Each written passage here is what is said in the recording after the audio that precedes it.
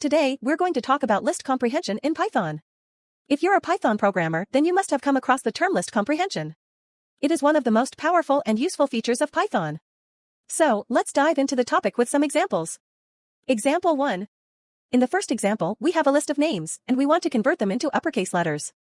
We can use list comprehension to achieve this. As you can see, we have used a for loop inside a list to convert each name to uppercase letters. Example 2. In the second example, we have a list of Boolean values, and we want to convert them to zeros and ones. We can use a conditional statement inside a list comprehension to achieve this.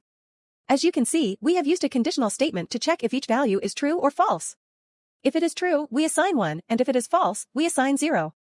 In the third example, we have a list of numbers, and we want to select only those numbers that are divisible by 11.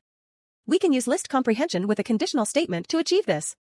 As you can see, we have used a conditional statement inside a for loop to select only those numbers that are divisible by 11. Example 4. In the fourth example, we have a string, and we want to modify it by converting some characters to lowercase and adding spaces before some other characters. We can use list comprehension with conditional statements to achieve this.